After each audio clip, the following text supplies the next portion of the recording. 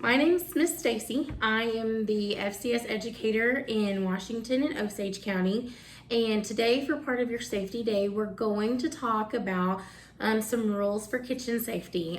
Several of you probably started cooking on your own or you cook with your parents. And so we're just kind of going to go over some basic rules of what you need to do. As always, we want to start with our hand washing. When you wash your hands, use warm water and then use just probably an antibacterial soap. Make sure it's good and sudsy, and then wash for about 20 to 30 seconds, which is usually to the tune of the ABCs or Happy Birthday. So as long as you know either of those songs, you should be good and clean. Then once you get your hands washed, then you want to go to clean your surfaces. And when you clean your surfaces, I usually use just the Clorox disinfecting wipe, and you just take your little wipe and you just clean the surface that you're going to use. Make sure you get all the surface because you don't want to spread any bacteria. Bacteria are invisible and they can spread everywhere in your kitchen and you won't even know it because they spread on your towels, they can get on your clothes. You can get bacteria just about anywhere. So we want to make sure that you keep your area good and clean, and then you'll just toss that in the trash. All right, so once you have your area clean, then you're gonna start cooking. And when you start cooking, you may be cooking with raw meat, you may be cooking with vegetables, you could be doing a variety of different things. And when you start cooking, you wanna make sure that you keep your raw foods, which would be like your bacon, your chicken, your hamburger meat, whatever that may be, keep that separated from your other foods, such as your vegetables, to keep from spreading that bacteria and cross-contaminating that could potentially make somebody ill. When you do your raw meat, it's best practice to go ahead and have 2 different cutting boards. Each one, you can use just one, but you'll have to wash in between. So I find it best to have 2 ready. So you'll just have one for each, one for vegetables. When you have your vegetables, make sure you wash your vegetables first because a lot of them carry bacteria from people picking them up, from being picked out of the ground and different things. So that's one way to start when you're cooking. And then a lot of times when you're cooking, one of the biggest things that we do is we may use a knife. And when you use a knife,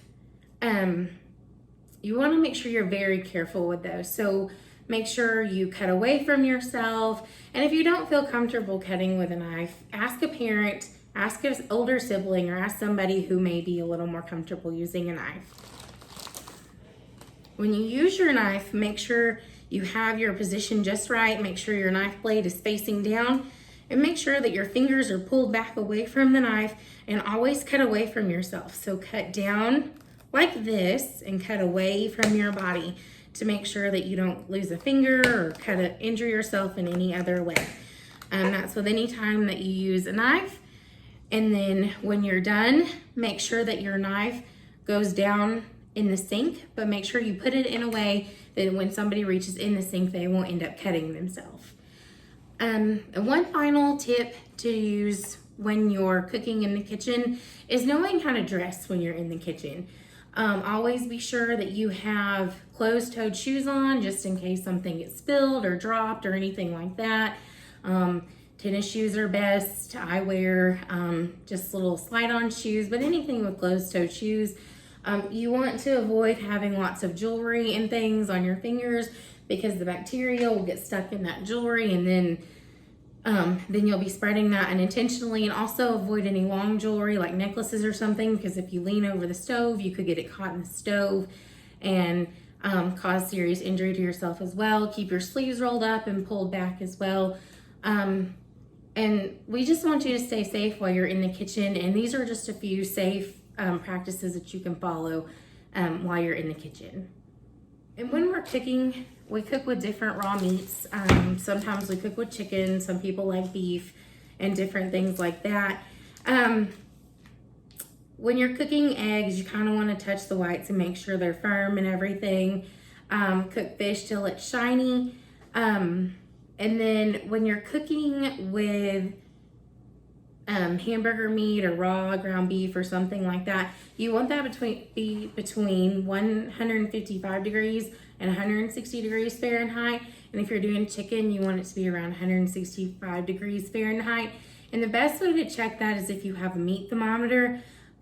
Those come in really handy. Here's the meat thermometer. Everybody's meat thermometer is going to look different. This is a digital one, so it's going to read it for you. Some of them you stick in there and you have to watch the dial like you would a normal thermometer. But what you do is you just take your thermometer and you stick this end down in the center of the meat, but don't quite touch the bottom of your pan or the bottom of whatever you have your meat in, or it'll raise the temperature too much. But you'll stick it in the center, and if it hits that 155 or 165 mark, then you know your meat is done.